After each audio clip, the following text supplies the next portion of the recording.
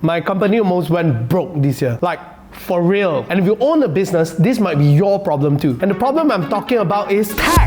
You must be thinking, isn't that something that you need to pay every year and you should have already estimated for it? But did you know that in the second year of your business, you need to pay double tax? Yes, double tax. Because of that, we had many sleepless nights and back-to-back meetings with our accountant trying to redo our tax planning and rearrange our budget for the remaining year. And thankfully, we managed to solve the problem. Wait. So what is this double tax? Let me explain. Say you started a Sendirian Berhad business in January of 2021. By the end of the year, you have a net profit of 500,000. So in 2022, you will need to file your taxes and pay 17% of 500,000. That's 85,000 ringgit. That's the tax for 2021. No problem. Now we're in 2022. The business hasn't ended and the business is still ongoing. Everything is fine. Okay. Yes? Until CP204. CP204 requires business owner to estimate their profits for the ongoing year, in this case 2022. Then with this estimate, you'll have to pay for the respective taxes in the form of installments throughout the year. So let's say you estimated that you'll make 500,000 again in 2022. That means you have to pay 85,000 ringgit in taxes in advance to LHDN in the same year. This means effectively in 2022, your cash outflow for taxes alone will be 170,000 ringgit. Okay. The numbers here are just an example, but it's a real situation that we face, and it's a huge problem because aside from the taxes, there are also many other expenses as well, like our staff salary, rental, utilities, and so on. So it's an added burden, making our cash flow really tight for the year. On top of all this, there's also an uncertainty if our business is going to do well for this year, and all these worries are what kept me up at night. Okay, I know some of you may be thinking, why not just lower the estimates for the second year so we can pay less? Now, unfortunately, it's not so easy. Based on the rules, your earning estimate has to be at least 85% of the previous year. So, if last year you earned 1 million ringgit, this year your estimates have to be at least 850,000 ringgit. On top of that, your estimated earnings and actual earnings must not have a difference of more than 30%. This means that if your actual earnings in the second year, which is 2022, is 1.5 million, but your estimated earning were only 1 million, you will end up with a big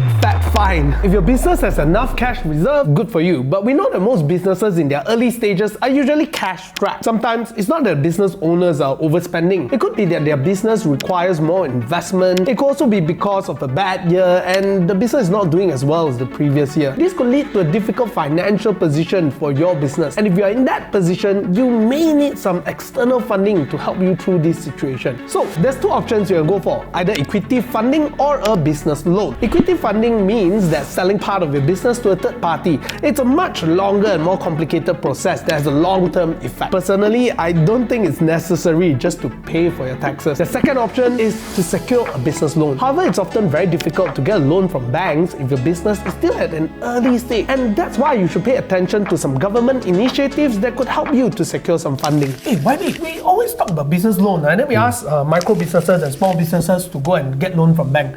But the problem is this. They always ask us for collateral. Yes. And tak ada duit, macam mana collateral?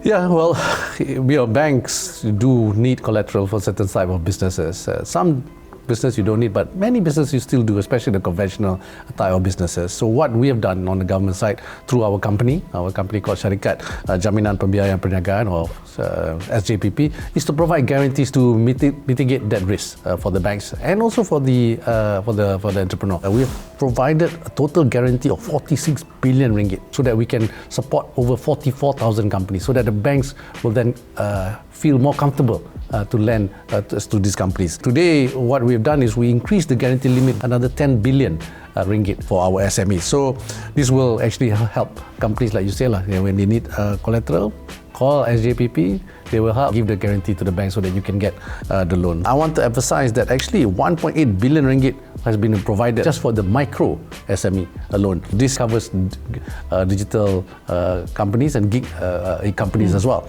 So they will be actually given up to 50,000 ringgit loan for up to 5 years. And today, since 2008, about 846 million ringgit has been approved. So following the reopening, we have seen the improvement of the economy, I think more micro SMEs also started to reopen the business, and we have, support them in any way we can. And there is actually allocation for given about 500 million. It's a revolving fund, and I got a number here that to date until 30th June, there's still balance. There's still balance of 221 million. So please do apply for it. From what I can see is that Malaysian government is also trying to encourage youths to start business. But the problem is this: as a youth, if I just fresh grad or I work for a few years, I got no money to start business.